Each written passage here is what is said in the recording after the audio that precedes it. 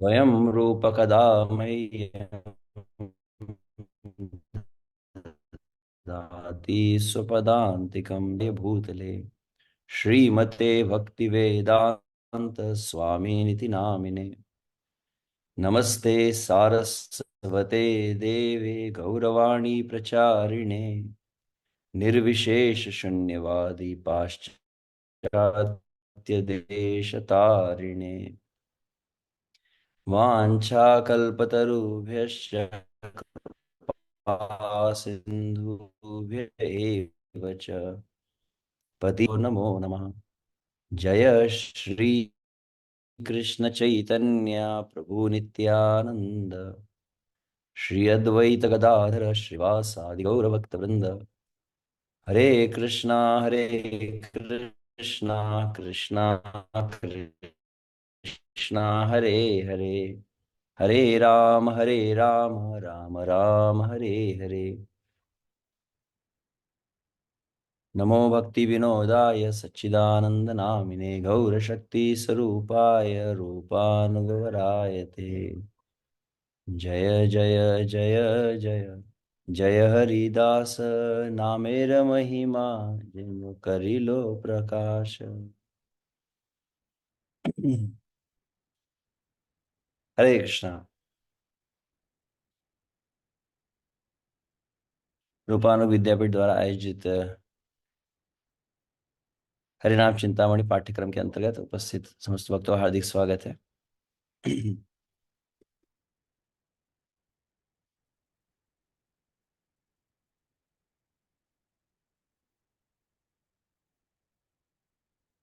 तो हम प्रथम अध्याय की चर्चा कर रहे हैं। उसी के अंतर्गत हम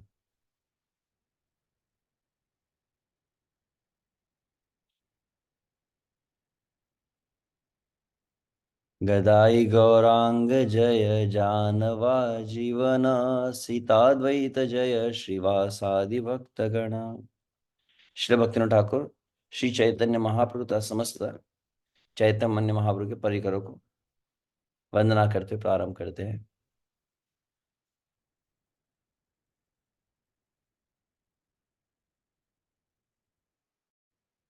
तो कुल मिलाकर 80 प्यार का विभाजन इस प्रकार से है जो हम देख रहे हैं, जिसके अंतर्गत प्रथम 33 प्यार की हम चर्चा कर चुके हैं। 34 से आगे 34 से 40 की चर्चा, फिर तत्पश्चात भिन्न भिन्न जो विभाजन है उनके विषय में हम अगले सत्र में चर्चा करेंगे।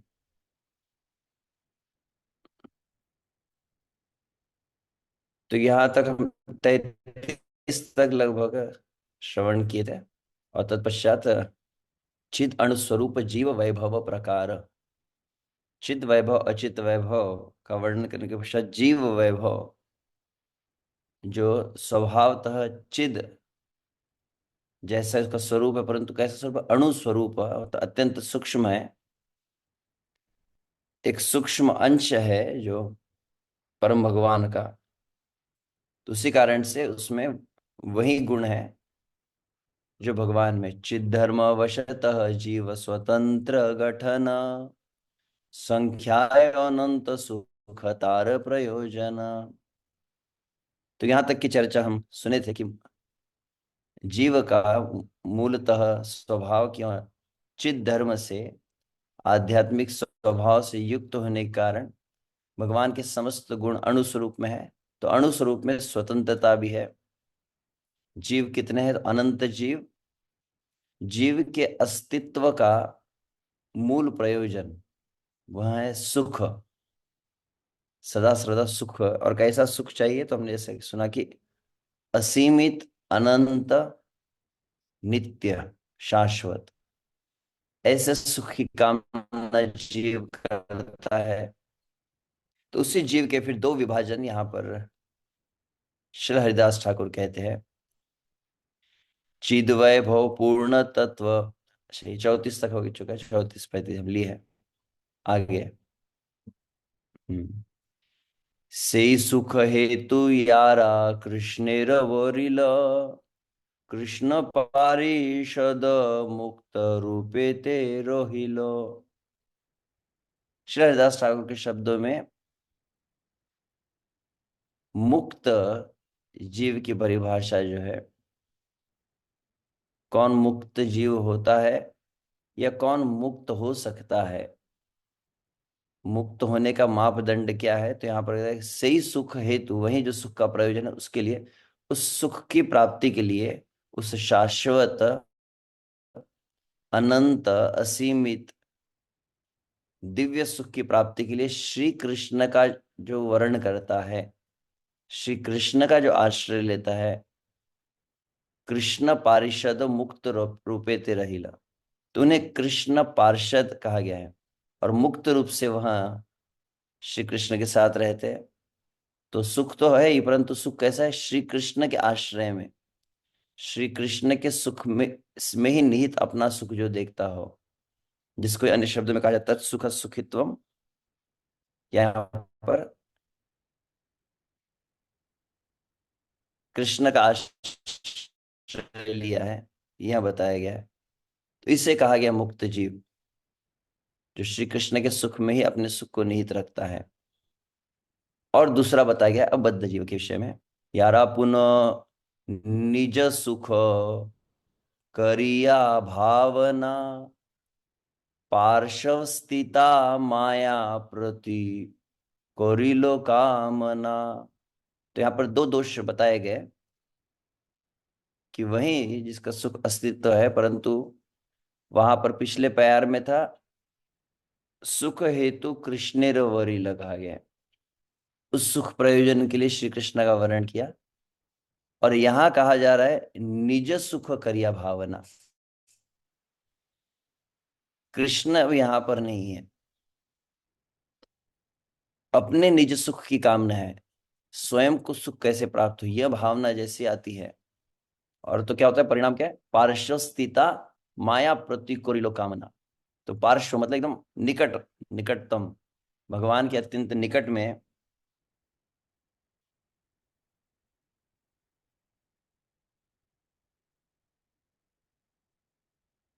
जो माया स्थित है, जिस तरह से श्रील व्यासदेव नारद मुनि के उपदेश अनुसार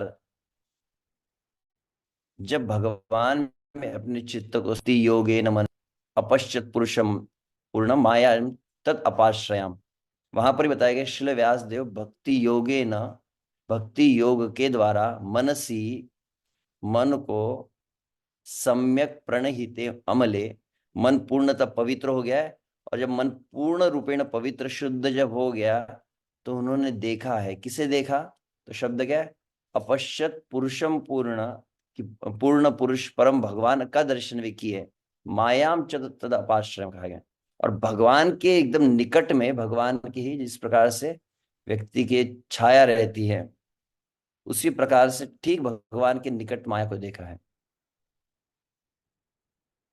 तो एकदम बिल्कुल निकट रहती हो। यहाँ पर शब्द है पार्श्व, वो त नहीं चाहिए, थ चाहिए, क्षमा चाहता हूँ पुनः, तो टाइपिंग में पार्श्व स्थिता चाहिए, पार्श्व, पार्श्व स्थिता माया प्रति कोरिलो कामना। तो अत्यंत निकट में जो स्थित है, वो माया की कामना की। इसी को यदि कविराज गोस्वामी शब्द में कहे तो कृष्ण भूलिया जीव भोग वांछा करे, निकटस्ते माया तारे झापटिया धरे। तो वहां पर भी शब्द जो कविराज गोस्वामी चैतन्य चेतावत में कहते हैं, तो तीन शब्द है, कृष्ण भूलिया पहला शब्द है, और भोग वांछा दूसरा शब्द है, और फिर तीसरा बताया गया निकटस्थ माया तारे झापटिया धरे। जिस क्षण जीव श्री कृष्ण का अपने जीवन में उपस्थिति का विस्मरण करता है और निज सुख की कामना कर ले, वही क्षण वास्तव उसकी बद्धता का मतलब प्रथम सोपान कह सकते हैं। चाहे जीव भगवान को भूलकर इस जगत में आया बद्ध हुआ हो, या फिर हमारे नित्य प्रति वर्तमान अवस्था में भी प्रतिदिन हमारी प्रत्येक क्षण, हमारी प्रत्येक क्रिया एक तो हमको मुक्त होने वाले मार्ग पे लेकर जाती है या बद्ध होने वाले मार्ग पर। तो यह जो दो, इसके पूर्व का और यह जो प्यार, ये दो प्यार अत्यंत महत्वपूर्ण है। मुक्त होने का मार्ग कौन सा है? जब समस्त क्रियाओं में इस बात को देखा जाए कि श्री कृष्ण का आश्रय में ही अपने सुख को जब देखा जाता है, और माया में हम बद्ध हो रहे कैसे? विचारो, जैसे ही आपके मन में श्री कृष्ण की उपस्थिति का विस्मरण होकर निज सुख की भावना आ गई, तो तुरंत वहां पर कहा, तत्क्षण पार्श्व स्थिता माया प्रति कुरिल कामना। तो तुरंत माया की कामना कब हुई है? जब निज सुख की वांछा आई है, तो वह माया के प्रति आकर्षित हुआ है। और इसी को फिर आगे कहते हैं हरिदास ठाकुर, सही सब नित्य कृष्ण बहिर्मुख हइलो, देवी धामे माया कृत शरीर पाइलो। तो ऐसे जो जीव है उनको कहा कृष्ण बहिर्मुख कहा गया। तो पूर्व एक शब्द था मुक्त जीव, और यहाँ पे दूसरा शब्द उन्होंने कहा बहिर्मुख। ये कृष्ण बहिर्मुख जीव है। तो पहली बात हुई निज सुख की कामना, दूसरा है माया के प्रति आकर्षित हुआ है, तो वो कृष्ण से बहिर्मुख हो गया। और जिस क्षण कृष्ण से बहिर्मुख हुआ तो फिर परिणाम क्या हुआ? देवी धामे, देवी धाम मतलब ये 14 लोक का जो भुवन जिसको हम कल सुने, देवी धामे माया कृतो शरीर पाइल। तो फिर देवी धाम में मायाकृत, माया विशेष प्रोडक्शन करती है, माया का स्पेशल फैक्ट्री चलती है जहाँ पे विशेष माया का शरीर, माया का शरीर मतलब एक तो ये 84 लक्ष योनियां है ही, 84 लाख योनियां, परंतु स्थूल शरीर और सूक्ष्म शरीर एक विशेष मायाकृत शरीर बनाया जाता है प्रोग्रामिंग करके, जो उसकी निज सुख की भावना थी, का माया का आकर्षण था, और श्री कृष्ण की बहिर्मुखता थी, इसको पुष्ट कर सके उस हेतु से एक विशेष शरीर बनाया गया। देवी धामे माया कृतो शरीर पाइला। तो इसी शब्द पर मतलब विश्व से ये कैसे हम जो बद्ध होते हैं, माया का जो शरीर जो प्राप्त होता है माया के द्वारा बना हुआ, भगवान का विस्मरण हो चुका है पूरी तरह से, तो किस तरह से ये कार्य करता है? तो भगवान का विस्मरण, उसी को अविद्या कहा जाता है या उसी को अज्ञान कहा जाता है। तो कैसे भगवान भगवान की इस सृष्टि में यह माया रूपी जो शरीर को निर्माण किया जाता है, कैसे जो इस शरीर में माया के प्रभाव में आता है, मायाकृत मतलब माया का प्रभाव, ये अविद्या का प्रभाव कैसे होता है? तो इसी को श्रीमद् भागवत में श्री सुखदेव गोस्वामी वर्णित करते हैं। श्रीमद् भागवतम तृतीय स्कंद अध्याय 12 का श्लोक संख्या 2, जहां पर कहा गया, ससर जाग्रे अंधतामिश्रम अथ तामिश्रम आदिकृत, महामोहम च मोहम च तमश्चाज्ञान वृत्तय। ससर जाग्रे, ससर्ज, ससर्ज मतलब सृष्टि हुई, अग्रे, अग्रे मतलब प्रारंभ में, सबसे पहले कैसी सृष्टि की है? आदिकृत, आदिकृत में ब्रह्मा जी, ब्रह्मा जी जिनको सबसे पहले बनाया गया, उनकी सृष्टि कैसे हुई है? सबसे पहले उन्होंने क्या किया है? विशेष माया को बनाया है, अज्ञान की निर्मिति की है। और उसकी 5 शब्द यहाँ पर, अंध तामिश्रम, तामिश्रम, महामोहम, मोहम और अज्ञान, तमस, तमस। तो तामिश्र, अंध तामिश्र, तामिश्र, महामोह, मोह और तमस, अज्ञान वृत्त है। इन पांचों को मिलाकर क्या हुआ? अज्ञान वृत्ति कहा गया है।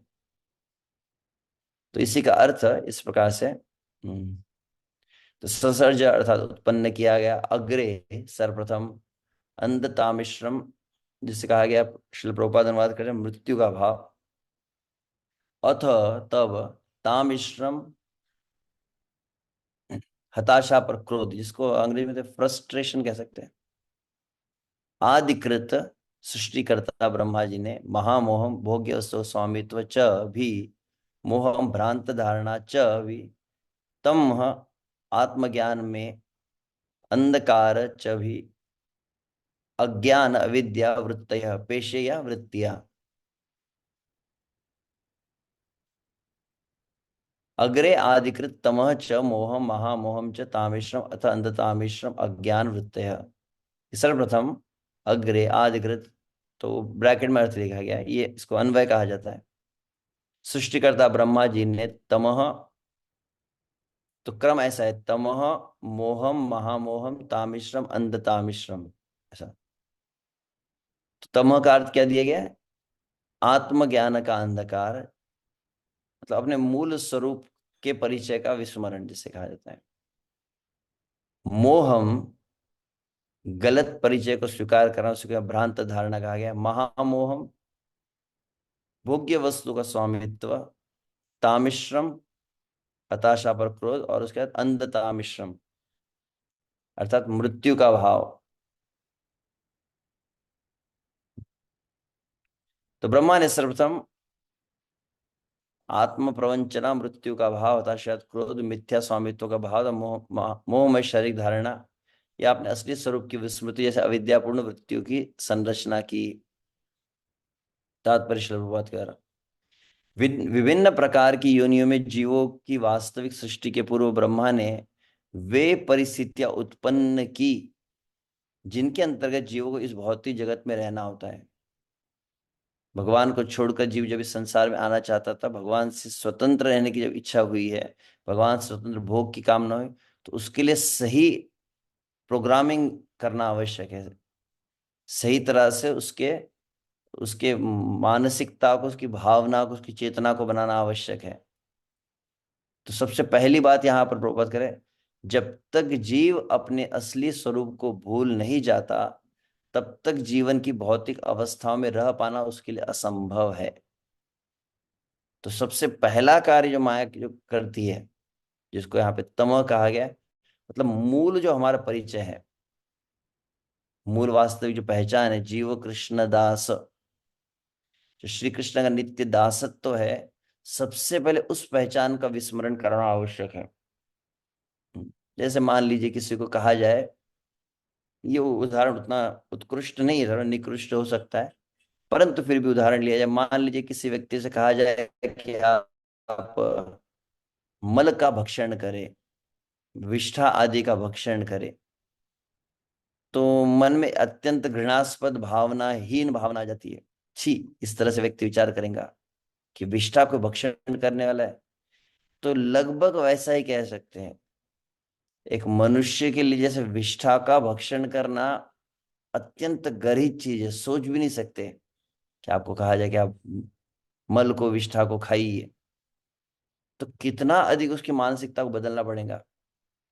कह सकते हैं, मान लीजिए किसी मनुष्य कहा जाए आप कल्पना करो, आप विचार करो, क्या कल्पना करना है कि आप मनुष्य ही नहीं हो।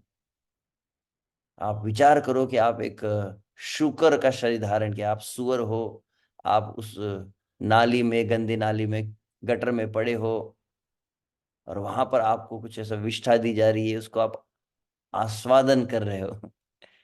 ऐसा कहने में भी विचित्र थोड़ी भावना लगती है। आपको कहा जाए आप जो है वो आप नहीं है, यह कितना कठिन है।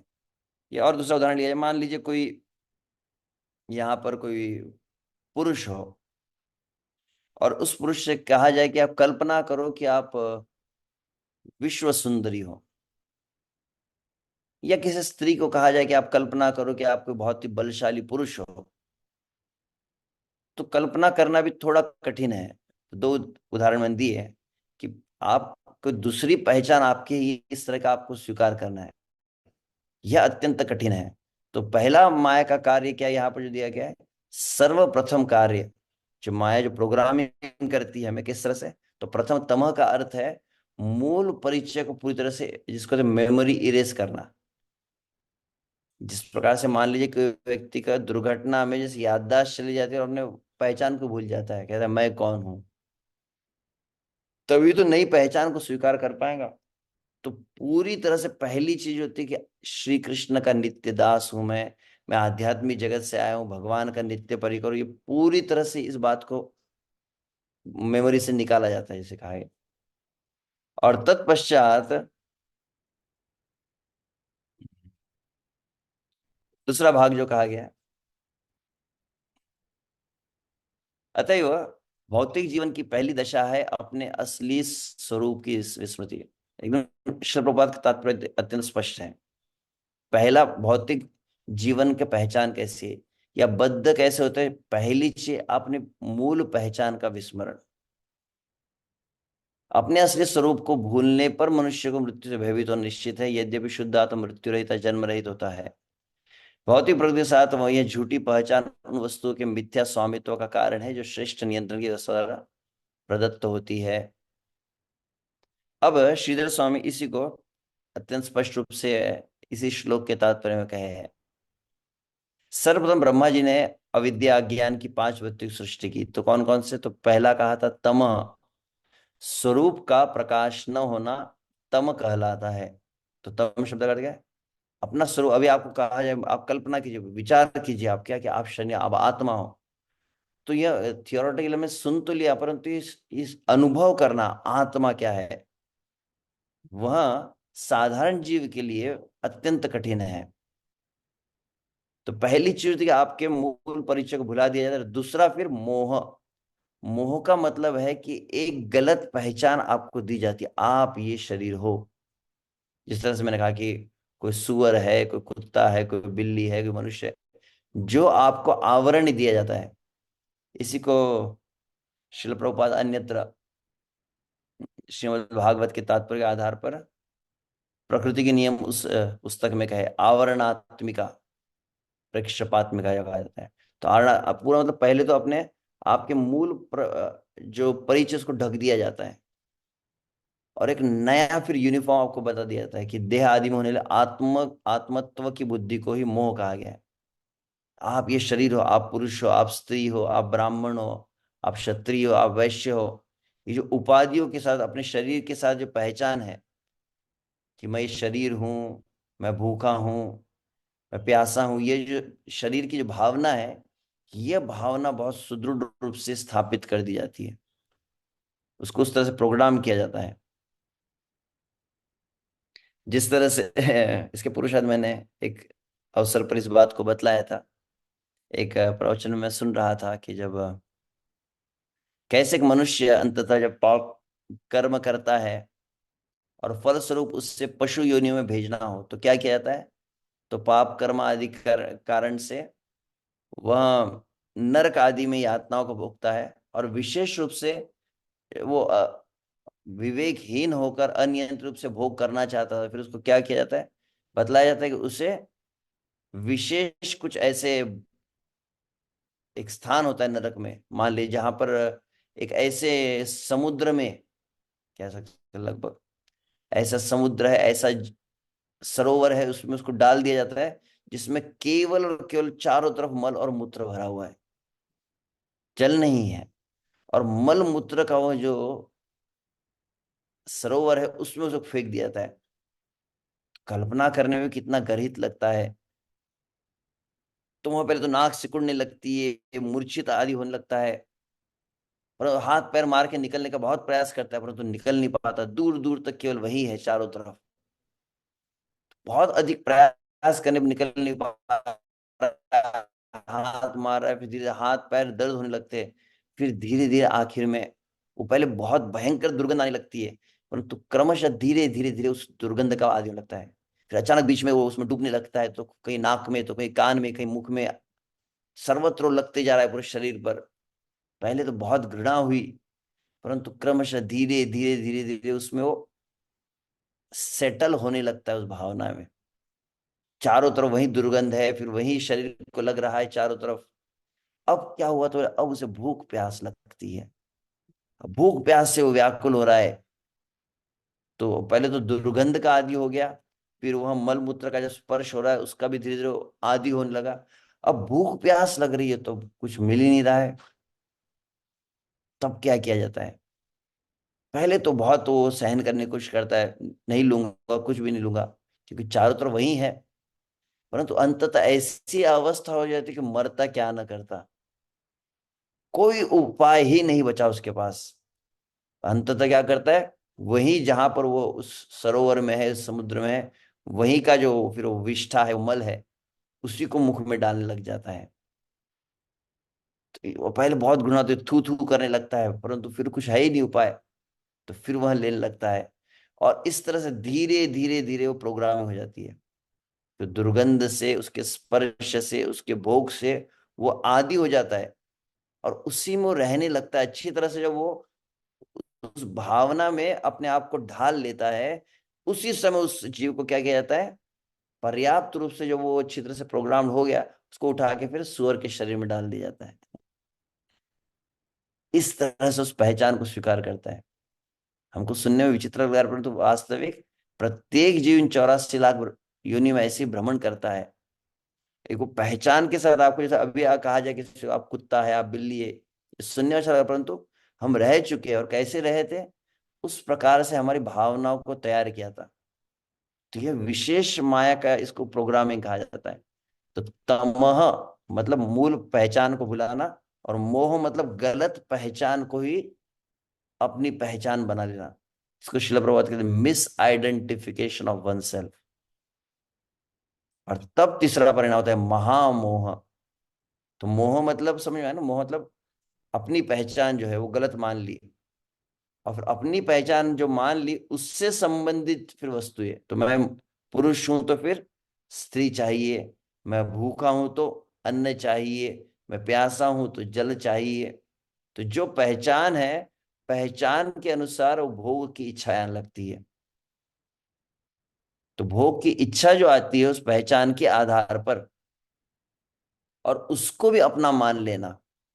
तो मोह मतलब, सरल शब्दों में मोह मतलब मैं, और महामोह मतलब मेरा। अहम ममेति, ये है मोह और महामोह। उसके बाद बहुत अपना मतलब, ये ही मेरे है, ये शरीर मेरा है, और इस शरीर से जुड़ा हुआ ये भाई है, ये बहन है, ये माता है, ये पिता है, ये सही में ये मेरे है। जबकि वास्तविक देखा जाए तो आत्मा से कोई कनेक्शन है नहीं इनका, किंचित मात्र कोई कनेक्शन नहीं है। परंतु उनके प्रति इतना ज्यादा अपनापन लगता है कि लगता है ये ही सर्वस्व है, ये शरीर सर्वस्व है, ये परिवार सर्वस्व है, ये धन है, ये घर है, ये संपत्ति है, ये गाड़ी बंगला, ये सर्वस्व है, और ये मेरा है सब कुछ। इस तरह की भावना जो है, जो जो शरीर मिलता है,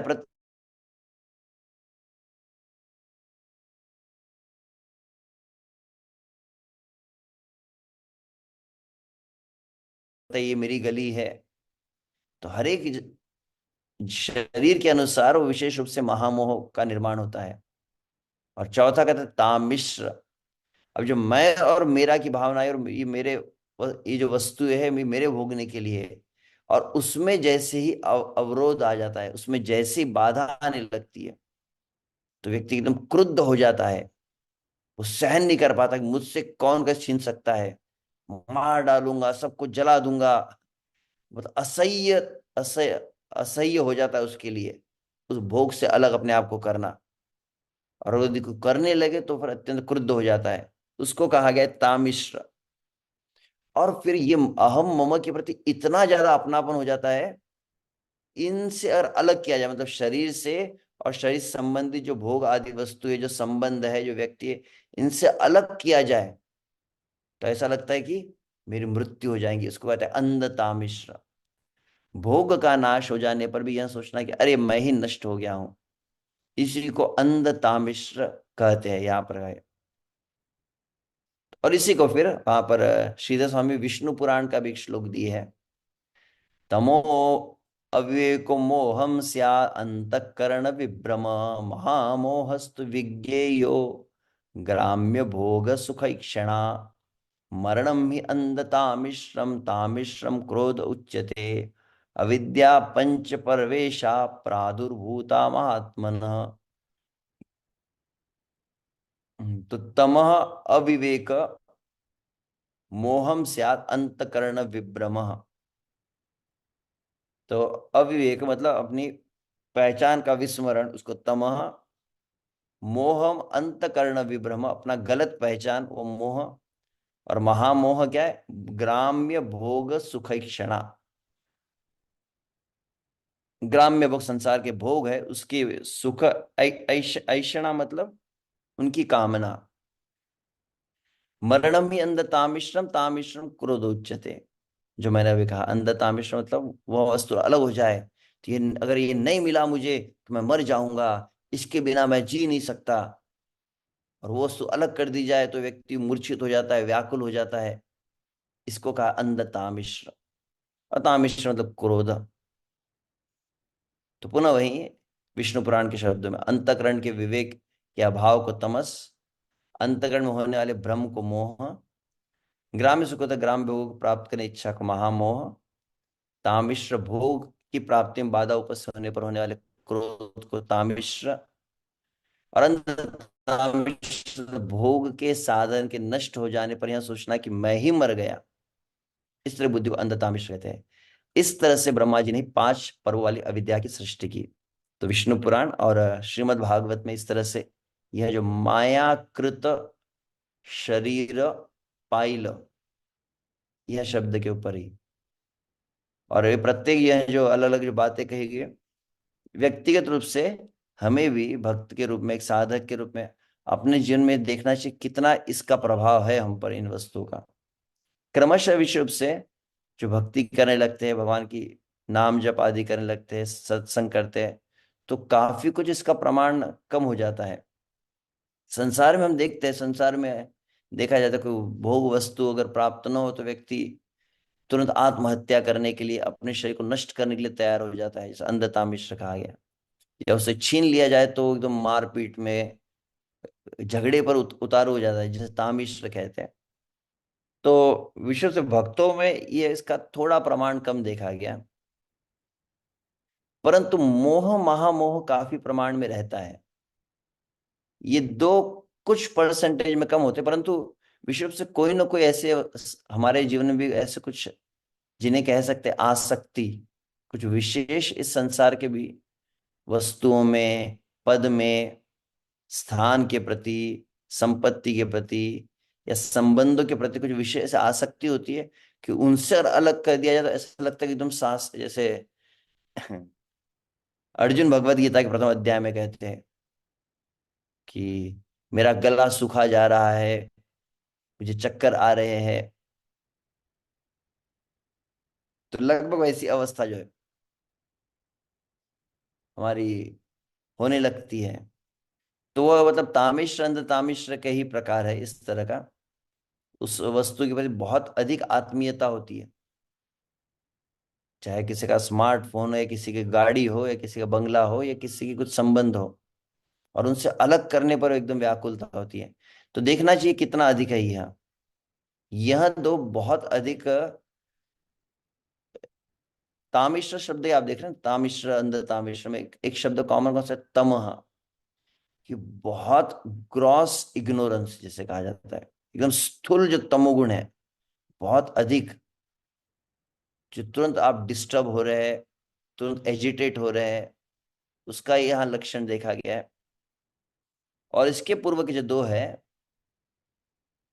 उसमें भी है, परंतु उसमें इतना नहीं है, मतलब अपना विनाश करना, अन्यों का विनाश करना, यह विचार तो नहीं है, परंतु वह भी है जिसे मोह और महामोह कहा गया है।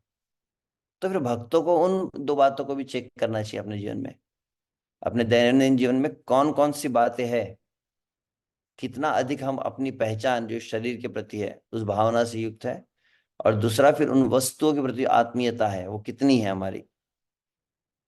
और अंततः तमह, तमह का अर्थ है हमारी पहचान में हम कितने स्थित हुए हैं। जीव कृष्ण दास ए विश्वास कर ले तो आर दुख नाई, जिस भक्त ने ठाकुर कहे। तो दासत्व आत्मा में स्थित होने का मूल अर्थ यह होता है कि उस दासत्व भाव में, और दासत्व भाव मतलब हमने जो मुक्त जीव की जो परिभाषा सुनी, तार सुख हेतु कृष्णेर वरिल। तो मुक्त जीव का अर्थ जो बताया कि श्री कृष्ण का वर्ण करता है। प्रत्येक अवस्था में, प्रत्येक क्रिया में कितना अधिक हम श्री कृष्ण का आश्रय लेते हैं, कितना श्री कृष्ण के आश्रय में रहकर श्री कृष्ण के सुख में अपने सुख को विचार करते हैं। श्री कृष्ण से स्वतंत्र होकर सुख की भावना कितनी अधिक रहती है। तो श्री कृष्ण स्वतंत्र होकर जितनी सुख की भावना है, वह फिर बद्धता की ओर ले जाने वाले लक्षण है।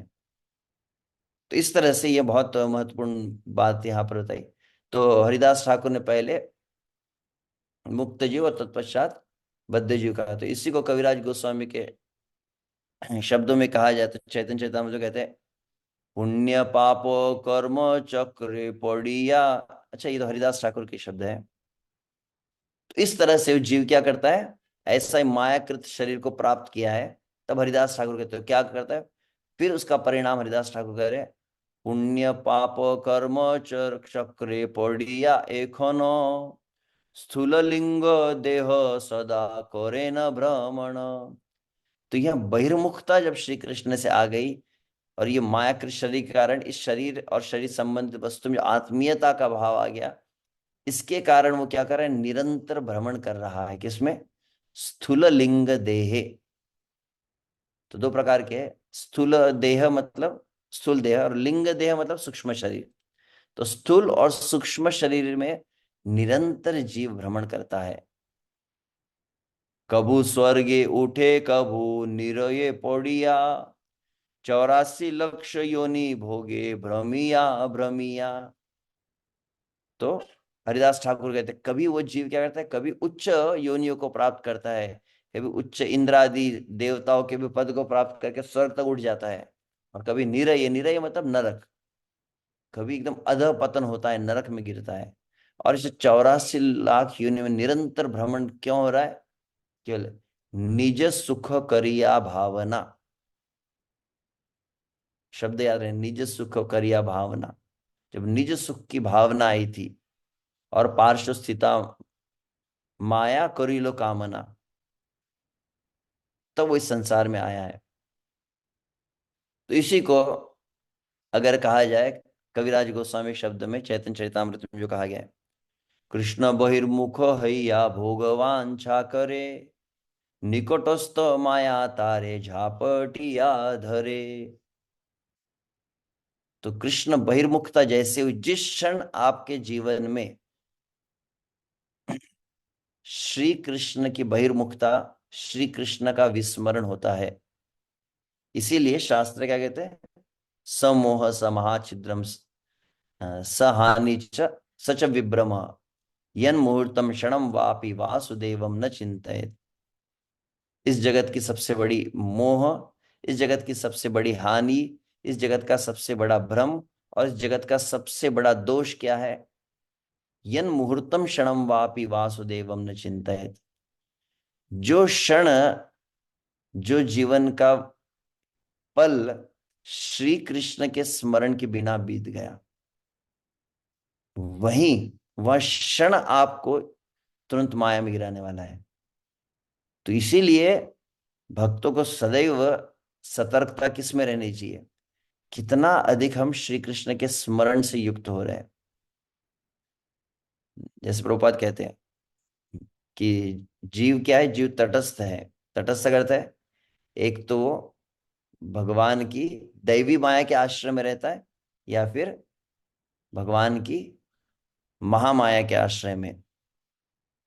महात्मानस्तु माम पार्थ दैवी प्रकृतिमाश्रिता भजन्त अनन्य मनसो ज्ञात्वा भूतादिम अव्ययम।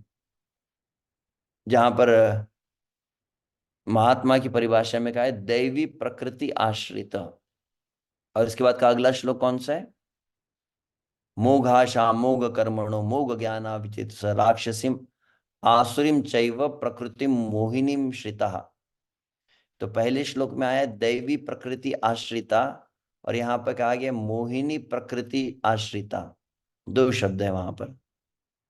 तो जैसे ही मोहित करने वाली प्रकृति इसका आश्रय लेता है, तो पहला है श्री कृष्ण का विस्मरण, और वह इस संसार में मोहिनी प्रकृति आश्रय में भोग वांछा करता है। निकटस्थ माया तारे झापटिया धरे।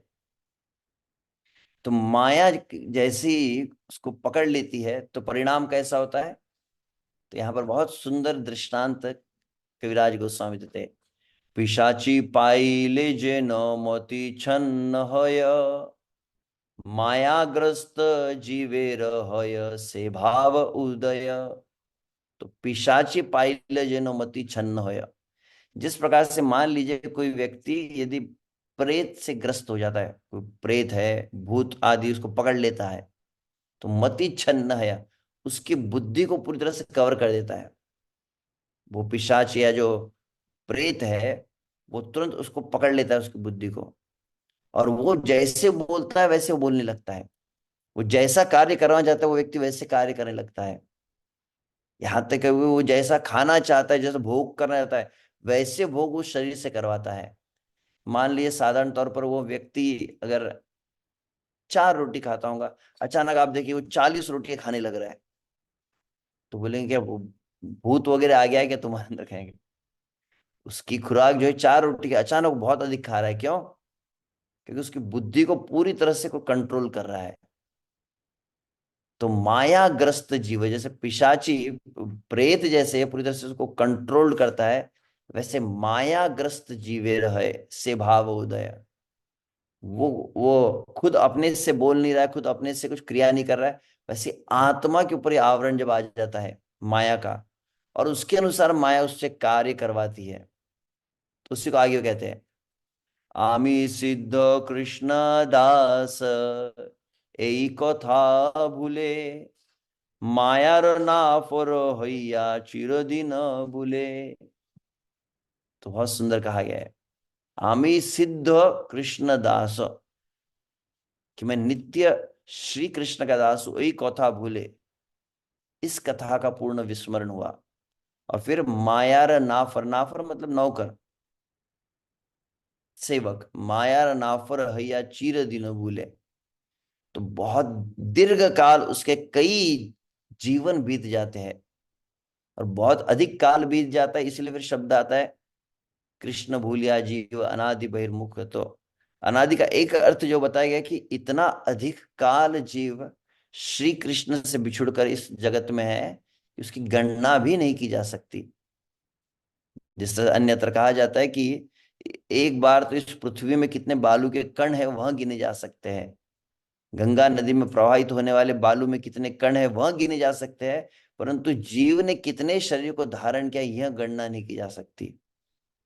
तो चीर बहुत दीर्घ काल तक जीव श्री कृष्ण का विस्मरण करके इस संसार में माया का सेवक बन गया है, माया के सब आदेश को पालन कर रहा है।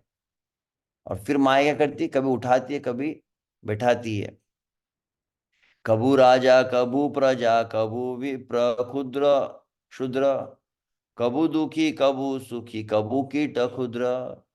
तो कभी वो उसे राजा बनाता है, तो कभी प्रजा बन जाता है, कभी ब्राह्मण बनता है, तो अगले ही जीवन में वो ब्राह्मण निरंतर जो शूद्र की प्रति ईर्ष्या भावना से युक्त रहता है, तो परिणाम क्या होता है, अगला शरीर उसे शूद्र का प्राप्त हो जाता है।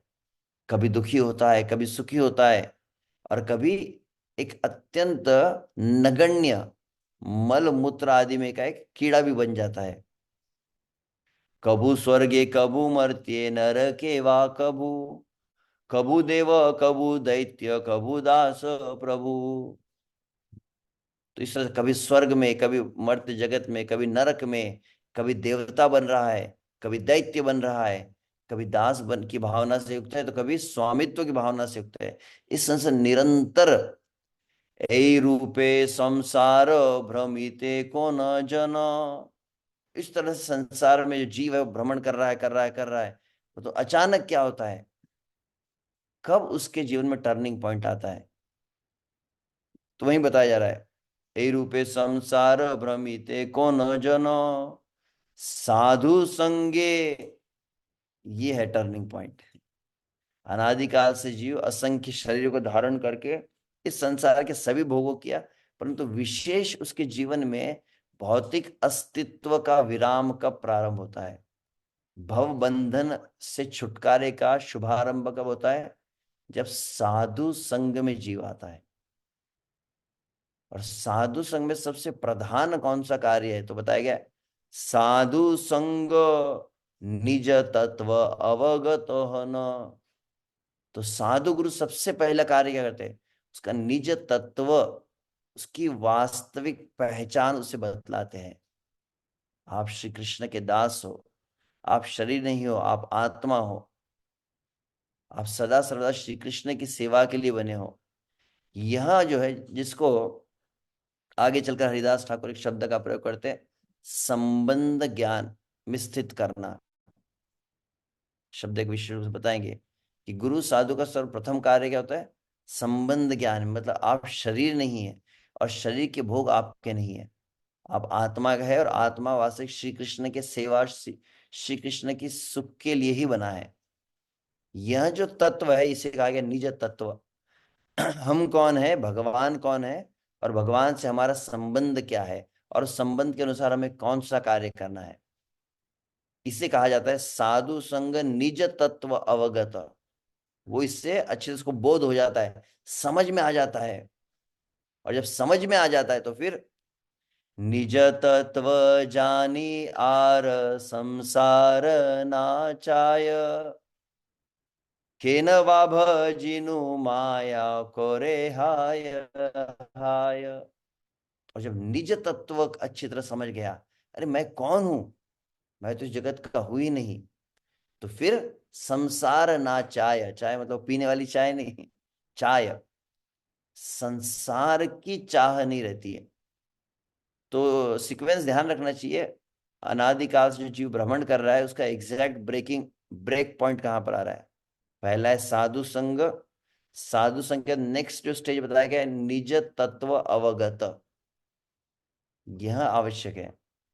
पहले साधु का संग, और साधु संग में सबसे मेन चीज यही सिखलाई जाती है, आपकी असली पहचान बतलाई जाती है। तो साधु संग, दूसरा है निज तत्व अवगत। और जब निज तत्व समझ में आ जाएगा, तब वास्तविक परिणाम क्या होता है? संसार की फिर जो चाह है, संसार को भोगने की जो इच्छा है, वह तब जाती है। हम शरीर है ही नहीं, हम आत्मा जिस समय, तो फिर शरीर के जितने भी देह से संबंधित सुख है उसके प्रति लालसा अपने आप चली जाती है। जो तीन जब हो जाए, संसार की जब चाह नहीं होती, तो फिर आगे क्या होता है? आगे उसके जीवन में पश्चाताप होता है। केनवा भजिनु माया करे हाय हाय।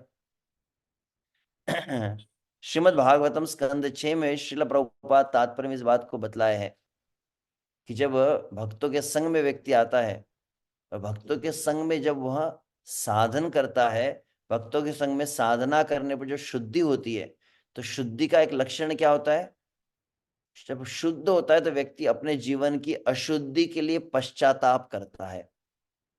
हे श्री कृष्ण, आपका विस्मरण करके, आपको भूलकर मैं इस संसार में कितना भोग किया हूं। जिस तरह से आचार्य अन्यत्र कहते हैं, कामादीनां कति न कतिदा पालिता दुर्निदेशात्, तेषां जाता मयि न करुणा नत्रोपानोपशान्ति, उत्सृजैतान् अथ यदुपते साम्प्रत लब्धबुद्धे, त्वं मायात शरणमभयं मां न्युङ्क्ष्वात्मदास्ये। जहां पर भक्ति प्रार्थना कर रही है, विशेष प्रार्थना है विश्व से, नाम जप के पूर्व जब सेवा की याचना करनी है, तो बोले ये श्लोक को कहा जाता है। इसको अगली बार अवसर मिला तो इसको मैं लिख कर भी प्रस्तुत कर सकता हूँ, शायद कोई इस श्लोक के बारे में पूछे तो। जहां जहां तक मुझे स्मरण, शायद सनातन गोस्वामी की प्रार्थना है ये। कामादि नाम कति न कतिदा पालिता दुर्निदेशात, तेषाम जाता मई न करुणा न त्रुपा नोपशांति। तो वहां पर आचार्य कह रहे कामादि नाम, मतलब काम आदि, इस संसार की कामना आदि है, कतिना कतिदा पालिता दुर्निदेशात, दीर्घ काल से, चीर काल से, असंख्य जन्मों से, अनादिकाल से मैं इन्हीं समस्त कामनाओं की पूर्ति में ही लगा रहा, इनके समस्त निर्देश आदेश को ही पालन करने में लगा रहा। परंतु परिणाम क्या हुआ? तेषाम तेषाम करुणा, तेषाम जाता मई न करुणा न त्रुपानोपशांति। तीन शब्द वहां पर कहे सनातन गोस्वामी, न करुणा न त्रुपा नोपशांति। समस्त कामनाओं की पूर्ति करने पर अनुभव ये आया है कि इनकी संतुष्टि कभी नहीं हुई। इन्हें मुझ पर करुणा कभी नहीं आई। इन कामनाओं को, इन माया के आदेशों को मैं पालन किया, परंतु इन कभी मुझे रिलीफ नहीं किया, और नोपशांति, और कभी वो उनको शांति नहीं मिली है। इसीलिए वो कहते हैं, हाँ, तेषाम जाता मई न करुणा न कृपा नो उत्सृय जयतान अथ यदुपते। उत्सृय जयतान मतलब, हे प्रभु, अब मैं ये कामनाओं की जो सेवा कर रहा था, इसका मैं परित्याग करता हूं। उत्सृय जयतान अथ यदुपते, हे यदुपति श्री कृष्ण, मैं इन कामनाओं का त्याग करता। उत्सृय जयतान अथ यदुपते सांप्रत लब्ध बुद्धे। अब मुझे पर्याप्त रूप से बुद्धि प्राप्त हो चुकी है, इसलिए मैं त्वम आयात, आपके पास में आया हूं। त्वम आयात शरणम अभयम माम न्युंक्ष्व आत्मदास्य। माम न्युंक्ष्व, ये प्रभुपाद ने अर्थ बताया ना, माम न्युंक्ष्व, प्लीज एंगेज मी। आत्मदास्य, अपना निज दास समझकर मुझे स्वीकार करके सेवा में लगाइए। तो उसी को यहां पर कहा जा रहा है, निज तत्व जानी आर संसार नाचाय, केन वा भजिनु माया करे हाय हाय। हे प्रभु, मैं आपको बोलूं कितनी संसारिक सेवा, तो हाय हाय हाय हाय। तो जितने भक्त जो साक्षात्कार किए हैं, वहां पर श्रील प्रभुपाद तात्पर्य में कहते हैं, वो अपने श्री कृष्ण से बहिर्मुख जो अपना जीवन बीता है, उसके लिए उनके जीवन में बहुत पश्चाताप होता है। तो वहां पर छठे स्कंद में विश्व से अजामिल का प्रसंग आता है। जब अजामिल के जीवन में परिवर्तन आया, तो अजामिल ने सबसे पहले क्या किया, अपने पूर्व जीवन के लिए, भगवत बहिर्मुख जीवन के लिए पश्चाताप किया। भरत महाराज अंततः जब हिरण का शरीर प्राप्त किए, तो फिर भरत महाराज हिरण के शरीर में कैसे प्रकट हुए, तो सबसे पहला कार्य वहां पर बताया गया कि उन्होंने पश्चाताप किया। मैंने सर्वत्र इतना बड़ा राज वैभव, भोग विलास को मलवत त्याग दिया, और केवल एक हिरण के बच्चे में मैं आसक्त हो गया। हाय हाय, धिक्कार है। तो आप अगर भागवत में देखेंगे, कई भक्तों ने अपने जीवन में इस शब्द को किया, धिक्कार है मुझ पर, धिक्कार है। तो यहाँ पर भी करे, के न वा भजीनु माया करे हाय हाय। ऐसा व्यक्ति क्या करता फिर, कांदे बोले ओ हे कृष्ण, आमी तव दास, তোমার চরণে ছাড়ি हईला सर्वनाश। तो फिर ऐसी अवस्था में जब पश्चाताप होता है, तो पश्चाताप में वह क्या करता है, तब वह श्री कृष्ण के लिए क्रंदन करता है। यह क्रंदन मतलब वास्तविक वो प्रेम वाला क्रंदन नहीं है, परंतु श्री कृष्ण की बहिर्मुखता के कारण जो पश्चाताप हो रहा है, श्री कृष्ण को छोड़ने के कारण। एक समय, काफी वर्ष पूर्व, एक बार हम एक अवसर प्राप्त हुआ, तब एक क्लास विशेष रूप से लिए भी थे, डिफरेंट लेवल्स ऑफ क्राइंग। तो एक तो होता है वह नयनम गलदश्रुधारया, एक होता है युगायतम निमेषेण चक्षुषा प्रावृषायितम, जो श्री कृष्ण के विरह वाले अश्रु है। परंतु कृष्ण के विरह के पहले जो अश्रु आते हैं, भोगों की प्रवृत्ति हमारी जो रही है, और भगवान से हम जो दूर रहे, इसके लिए व्यक्ति पश्चाताप करने लगता है। अपने अनर्थों के लिए, अपने पाप कर्म के लिए वह काफी विलाप करता है। तो उसी को यहाँ पर कहा जा रहा है, कांदे बोले। कांदे मतलब मराठी वाला नहीं, कांदा लहसुन वाला कांदा नहीं, कांदे मतलब क्रंदन, बहुत उच्च स्वर में क्रंदन। ओ हे कृष्ण, हे कृष्ण, मैं आपका नित्य दास था, परंतु क्या हुआ, तुम्हारा चरण छाड़ी। हे श्री कृष्ण, आपके चरणों को जो मैंने परित्याग कर दिया। हईला सर्वनाश। भक्ति ठाकुर अन्यत्र क्या कहते हो, प्रसिद्ध भजन है, एखोनो बुझिनो प्रभु तोमार चरण। तो वहां पर वो कहते हैं ना, बड़ो दुख पाइया छी स्वतंत्र जीवने, दुख दूर गेला ओ पद वरणे। कि हे प्रभु, आपके चरणों में जा सकल छाड़िया प्रभु, चरण पड़िला आमी तव नित्य दास जानिनु ए बार आमार पालन भार एखनो तुम्हारा। तो वहां पर कहते हैं प्रभु सब कुछ छोड़कर मैं आपकी शरण में आया हूँ, और आप मुझे समझ में आ गया कि वास्तविक मेरे पालन पोषण करने वाले, मेरे सर्वस्व आप ही है। तुम ही माता, तुम ही पिता, तुम ही बंधु, तुम सब कुछ हो मेरे। और साथ में अनुभव क्या हुआ, बड़ दुख पाइयाची स्वतंत्र जीवन है। हे श्री कृष्ण, आपसे स्वतंत्र जो हूं तो बहुत दुख मुझे मिला है। दुख दूर गेला ओ पद वर्णे, और उन दुखों का नाश हुआ है श्री कृष्ण आपके चरणों का आश्रय लेने पर। उसी को यहाँ पर कविराज गोस्वामी चैतन्य चरितामृत में कह रहे हैं, तुम्हारा चरण छाड़ी होइलो सर्वनाश। हे प्रभु, आपके चरणों को जब त्यागा है तब इस संसार में मेरी ऐसी दुर्गति हुई, ऐसी दुर्गति हुई, क्या बताओ प्रभु। तो वो आगे कहते हैं, कृपा जब ऐसा क्रंदन करता है जीव, ध्यान रखने से साधु संग, उसके बाद में दूसरा शब्द क्या था, निज तत्व अवगत, और निज तत्व अवगत के बाद में तीसरा शब्द क्या था, संसार न चाहे। सीक्वेंस ध्यान रखना चाहिए। ये तीन जब आपके जीवन में आएगा तब वास्तविक श्री कृष्ण के लिए क्रंदन आएगा। अन्यथा मतलब वास्तविक ये है, जब कवि कविराज गोस्वामी चैतन्य चैतन्य में बता रही है, अगर प्यार के शब्दों के क्रम को समझा जाए तो आप अच्छी तरह से समझ सकते हैं कैसे जीव वास्तविक को कहेगा, कैसे कृष्ण के लिए क्रंदन हो। जैसे किसी ने उस दिन पूछ भी लिया था, तो क्रंदन के पहले ये है, निज तत्व में, निज तत्व मतलब संबंध ज्ञान में जब स्थित होता है, और मैं श्री कृष्ण का हूं, और वास्तविक ये जगत मेरा नहीं है, ये जब समझ में आता है, संसार बिल्कुल नहीं चाहिए मुझे, तब वह व्यक्ति क्रंदन कर सकता है। जब तक संसार में के प्रति अपनापन है, देह के प्रति अपनापन है, तब तक वास्तविक कितना भी प्रयास किया जाए श्री कृष्ण के लिए क्रंदन नहीं आ सकता है। तो ऐसा कृष्ण के लिए क्रंदन कर, श्री कृष्ण मैं आपका हूं। जिस तरह से वाल्मीकि रामायण में भी प्रभु राम जी क्या कहते हैं, सकृद एव प्रपन्नाय तवास्मि इति याचते अभयम सर्वभूतेभ्यो ददामि एतद्व्रतम मम।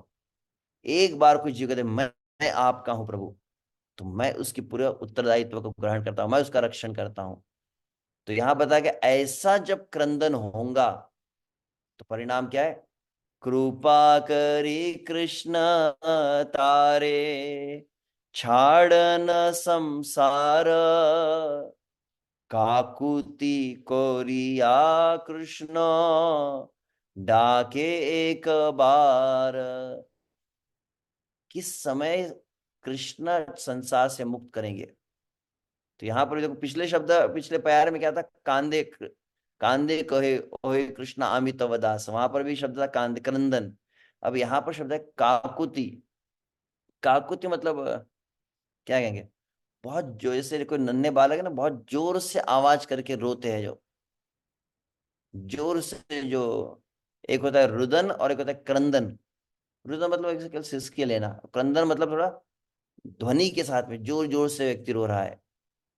तो बहुत ही उच्च स्वर में जब श्री कृष्ण को रोता है, तो काकुतिया करिया कृष्ण डाके एक बार, वैसे रोते हुए जोर से श्री कृष्ण को जब पुकारता है, वह क्षण है जब श्री कृष्ण उसके संसार के बंधन से उसे मुक्त करते हैं।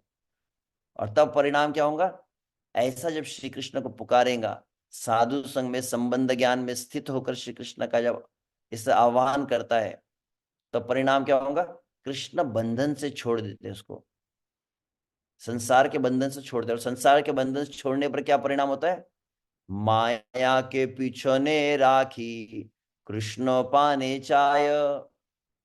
आप देखेंगे 3 पैर पहले एक शब्द था, क्या था, संसार नाही चाय, वो था ना। संसार की कामना नहीं थी, तो पहले रो किस ले रहा था, कृष्ण इस संसार नहीं चाहिए, श्री कृष्ण मैं आपका हूं। तो कृष्ण संसार से अलग किया। तब अब क्या आया, इच्छा माया के पीछे ने राखी, तो माया फिर अब छूट गई। माया छूटने पर क्या हुआ, कृष्ण पाने चाया। अब कृष्ण की चाह, कृष्ण की लालसा मन में आई है। माया के पीछे ने राखी कृष्ण पाने चायो, भजीते भजीते कृष्ण पाद पद्म पाय।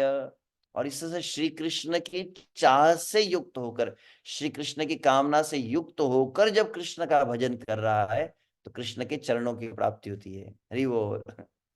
कृष्ण तारे देन निज चित शक्ति बल, माया आकर्षण छाड़े हैया दुर्बल। ऐसी अवस्था में जब श्री कृष्ण की लालसा से वो भजन कर रहा है युक्त होकर, तब कृष्ण अपनी निज चित शक्ति, तो चित वैभव हम सुन रहे हैं ना, तो यह जो आत्मा का मूल जो आध्यात्मिक बल है, वह कृष्ण उसको प्रदान करते हैं। और जो आध्यात्मिक बल जब प्राप्त हो जाता है, तो माया माया आकर्षण छाड़े शब्द है यहाँ पे, तब माया की पकड़ ढीली हो जाती है, हैया दुर्बल, फिर माया बहुत कमजोर हो जाती है, फिर माया का आकर्षण किंचित मात्र नहीं लगता। जैसे यमुनाचार्य कहते हैं, यद अवधि मम चित्त कृष्ण पदार विंदे नव नव रसधाम्नि उद्यतुम रंतुम आसित, तद अवधि नारी संगम स्मर्यमाने भवति मुख्य विकार सुष्टु विन्नम च। कि जिस क्षण उस श्री कृष्ण के नाम रूप गुण लीला का रस का आस्वादन मैंने किया, परिणाम क्या हुआ? तद अवधि नारी संगम स्मर्यमान, उस क्षण।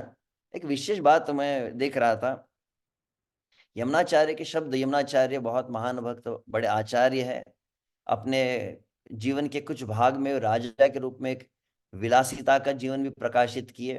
फिर प्रबल वैराग्य आया, सर्व राजपाट को त्याग कर भगवान के भजन में लगे हैं, उस उच्च अवस्था को प्राप्त किए। तो वे कह रहे कि अब भगवान के भजन में जो नाम में जो रस मिल रहा है, परिणाम क्या हुआ? तद अवधि नारी संगम स्मर्यमान। अब शब्द एक मैं सुन रहा था एक वरिष्ठ भक्त से, वहां पर उन्होंने जो शब्द कहा है नारी संगम स्मर्यमान कहा है, मतलब स्मरण में है, स्मृति में क्या है कि अपने अपने उस राजसी जीवन में जो स्त्री की उन्होंने संगति की होंगी, वह स्त्री की संगति का स्मरण उन्हें है। और स्त्री की संगति का जो स्मरण है, नारी संग स्मरण, भवती मुख विकार सुष्टु विन्नम च। क्यों कहते हैं कि मेरा मुख भी जो पूरे सिकुड़ जाता है, एकदम घृणा की भावना आती है संसार की भोग का विचार करने मात्र से ही।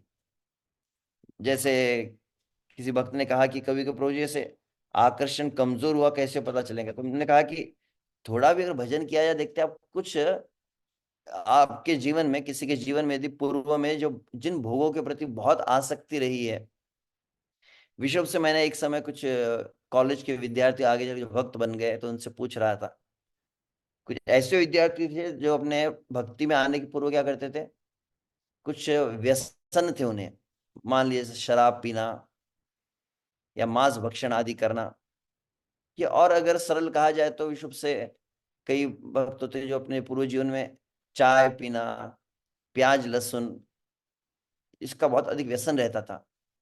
वे ही जब भक्त बन जाते हैं, नियमित रूप से जब वो श्री कृष्ण का नाम लेने लगते हैं, कृष्ण का प्रसाद देने लगते हैं, उनका ही कुछ दिनों बाद क्या परिणाम देखते हैं कि वहां आकर्षण उन्हें अत्यंत निकृष्ट लगता है। वही भक्त जो प्याज लहसुन के बिना भोजन नहीं लेते थे, उनको उस प्याज लहसुन की वो जो गंध है वो भी सहन नहीं होती। उन्हें कहा जाए चाय, तो फिर बिल्कुल आकर्षण नहीं रहा। क्योंकि मैं एक बार कह रहा था, तो किसी विद्यार्थी ने कहा कि प्रभु जी कैसी आकर्षण जाएगा, संसार के आकर्षण हमको बहुत प्रबल लगते हैं। तो फिर मैंने ये कहा कि कुछ आपके आकर्षण तो कमजोर हुए ना, तो क्रमशः अन्य आकर्षण भी ऐसे ही, जिस अनुपात में रस का अनुभव होता है भजन का, उस अनुपात में यह आकर्षण कम होने लगेंगे। तो इसलिए अंततः फिर वहां पर कविराज गोस्वामी कहते हैं, कृष्ण तारे देन निज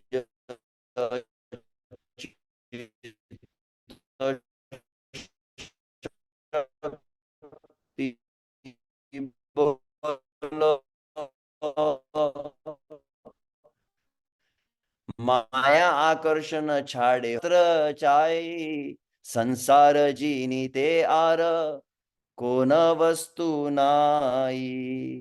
तो इसीलिए कहते हैं कि दो ही चीज बस आवश्यक है जीवन में, संसार से कोई विजय प्राप्त करना चाहते हो, दो वस्तुओं से, साधु संग कृष्ण नाम यही मात्र चाहिए, इस तरह से कहा गया। तो यह बद्धता से कैसे व्यक्ति मुक्त हुआ, इसका एक जो क्रम बताया गया है। तो यही हमारा जो अभी तक जो चर्चा की, सार रूप में, आशा करता आप देख पा रहे हैं कि कहीं, जस्ट मिनट,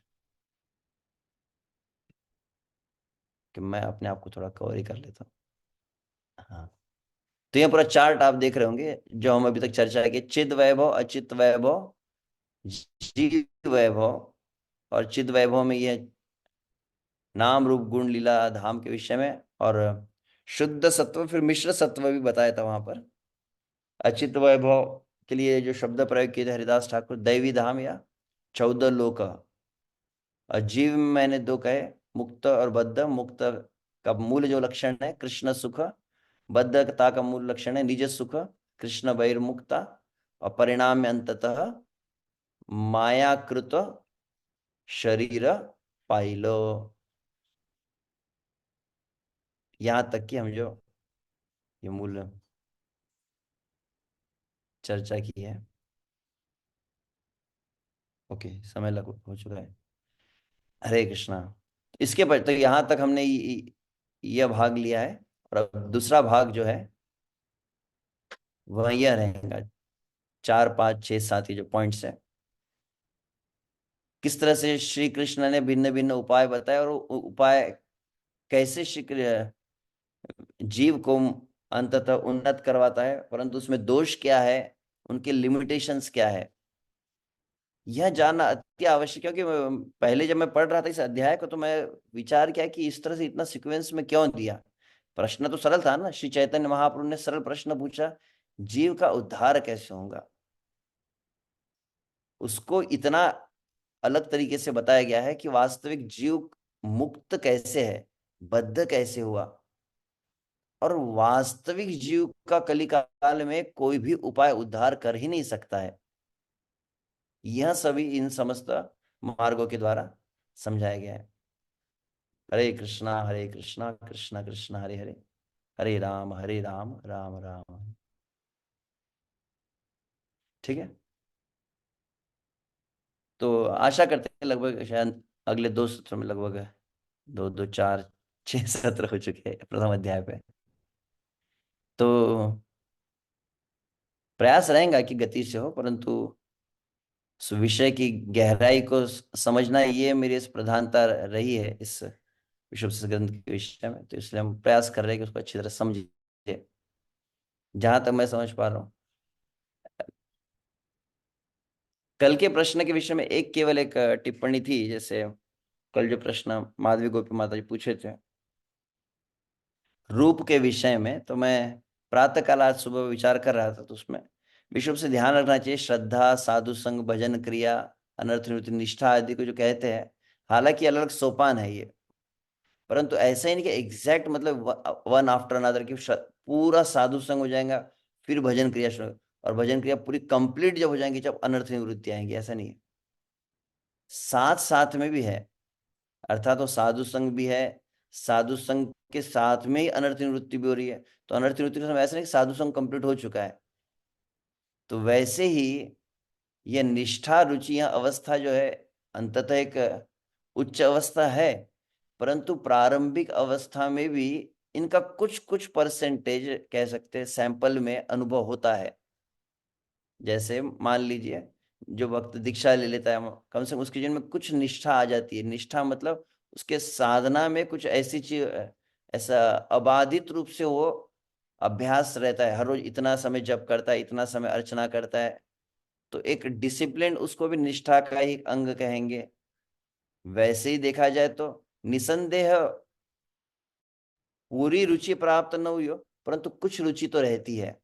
किसी के नाम के प्रति होती है, किसी कीर्तन के प्रति होती है, किसी की भगवान के श्री विग्रह के प्रति होती है, तो किसी की भागवत के प्रति होती है। तो अलग अलग जितनी भी अवस्था है वो हमारे दैनंदिन जीवन में भी रहती है।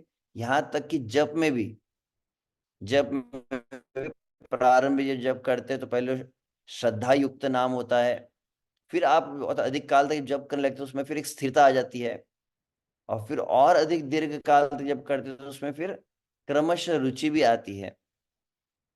तो यह जहां तक प्रश्न था कल रूप के विषय में, तो थोड़ा बहुत रूप तो अनुभव होता है कभी कभी। विशेष रूप से जो नित्य प्रति नियमित रूप से गंभीरता साधना में लगे हैं, विशेष रूप से ब्रह्म मुहूर्त में जो साधना आदि करते हैं, तो थोड़ा बहुत रूप का अनुभव होता है। तो एक बात मैंने कही थी, कल वो श्लोक कहा था, भक्ति परेशान अनुभव विरक्ति अन्यत्र स्यात्। तो उसका एक अर्थ यह है कि जिस अनुपात में संसार के रूप का प्रभाव आपके चित्त में कम होगा, उस अनुपात में भगवत रूप प्रकाशित होगा। ये एक पॉइंट मैं आज सुबह मैंने याद किया था, जो बोलना मिस हो गया। अभी हमारे हृदय में संसार के बहुत सारे रूप, हमारा हृदय मतलब मान लीजिए आपके मोबाइल की जैसे फोटो गैलरी होती है, तो जितने फोटोज निकालने लगते हैं तो आपकी गैलरी भरने लगती है, और जितने दिखा रहा था वो काफी नीचे चला जाता है। तो आपको पहला फोटो अगर देखना हो तो कम से कम पिछले जो 1,000 या 5,000 फोटोज है वो डिलीट करने पड़ेंगे, तो वो प्रथम फोटो आपको दिखाई देगा। वैसे हम निरंतर इस संसार के कई रूपों को जब बार बार देखते रहते हैं, और वो चित्त में जितने रूपों को आप देखते हैं उसके संस्कार बनने लगते हैं, और परिणाम स्वरूप वास्तविक भगवान का रूप प्रकट नहीं हो पाता। तो इसलिए सर्वप्रथम एक बात जो कही जाती है कि तो संसार के रूप को देखने का अभ्यास कम हो, भगवान के दर्शन की अधिकता अधिक हो। कितना दर्शन करना चाहिए, तो मैंने एक परसेंटेज जो सुना है, जिसको मैं इसके पूर्व बताया हूँ कुछ अपने चर्चाओं में, जो मैंने सुना है वरिष्ठ भक्तों से, एटलीस्ट 75% कह सकते हैं। आप प्रातः काल आपकी आंख खुलती है, रात्रि में आप आंख बंद करते हैं, पूरा दिन आप दृष्टि से संसार को जो देखते हैं, कम से कम 70% या मिनिमम कहा जाए तो 60% क्या करना चाहिए, भगवान के रूप को देखना चाहिए। तो 40% हमारा कितना होता है, तो बोले कि मुश्किल से 1%। सुबह एक समय को भगवान का दर्शन कर लेते हैं मंगला आरती में, या कोई भगवान का मंदिर में जाए श्रृंगार में दर्शन कर लिया, या किसी ने अगर व्हाट्सएप के ऊपर भेज दिया कि हाँ ये राधा रमन का दर्शन है, ये राधा गोविंद का दर्शन है, तो कुछ क्षण के लिए देख लिया, परंतु अन्य समय हम नहीं देखते हैं।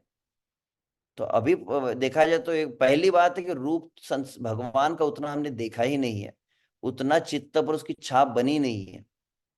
इसके ठीक ही विपरीत संसार के जो रूप है वो बहुत गहराई से, कई बार अगर आप भगवान का दर्शन करें और आंख बंद करें, आपसे प्रश्न पूछा कि भगवान ने कौन से वस्त्र पहने हैं, भगवान के कैसे अलंकार है, तो दृष्टि अपवित्र रहे तो आप देखेंगे भगवान का रूप पकड़ में नहीं आता है। और अपवित्र दृष्टि रहेंगे, आप देखेंगे संसार में किसी, अगर आप चल रहे रास्ते से अचानक कोई होर्डिंग है, कोई बैनर से, तो कोई हीरो है तो कोई हीरोइन है, किसी का चित्र है, वो पूरा अंकित हो जाता है गहराई तक। कैसा ड्रेस था, तो कैसा यूनिफॉर्म था, कैसी हेयर स्टाइल थी, कैसे आभूषण अलंकार थे, सब कुछ अंकित हो जाता है अपवित्रता के कारण। तो भगवान के रूप का दर्शन के विषय में दो बातें जो मुझे कहनी थी। एक बात यह था कि संसार का प्रमाण कम हो और भगवान के रूप का प्रमाण अधिक हो, पहली बात। दूसरी बात, जो क्रम है नाम जप अष्टकम के आधार पे, श्लोक संख्या 1 है, श्लोक संख्या 2 है, श्लोक संख्या 3 है। तृणादपि सुनिचेना, तृणादपि सुनिचेना वह एक अवस्था है जहां पर नाम के साथ में रूप प्रकट होता है। तो उसके पहले 2 श्लोक है। तो 3 श्लोक का सारांश अगर कहा जाए तो प्रथम श्लोक का सारांश क्या है, नाम नामी की अभिन्नता। चेतो दर्पण मार्जनम के अंतर्गत एक प्रमुख जो सिद्धांत है कि नाम के अलग जो गुण बताए जाते हैं, चेतो दर्पण मार्जनम भव महादावग निर्वापणम, यह सब अंततः कि नाम जो है साक्षात श्री कृष्ण है, ये धारणा के साथ नाम जब प्रारंभ किया जाता है, पहली बात।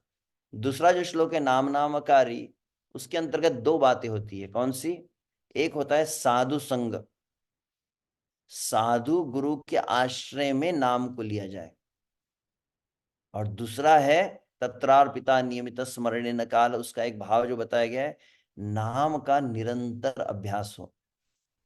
जो कल हमने कहा था, वराह पुराण का एक श्लोक हमने उद्धृत किया था, स्वप्न में जागृत अवस्था में सभी अवस्था में नाम का अभ्यास हो। एक विशेष बात मैं भक्त से सुन रहा था, जितने भक्त है, जितने माला करने वाले, जितने भक्त, आप देखेंगे संसार के लोगों की सबसे कम बाकी आप बोलेंगे कि आप आरती कीजिए, उपवास कीजिए, आप अलग प्रकार अनुष्ठान कीजिए, सब में श्रद्धा आ जाएंगी, परंतु किस में श्रद्धा नहीं आएंगी? बोले नाम में श्रद्धा नहीं आती। माला करने के लिए तैयार नहीं हो पाते।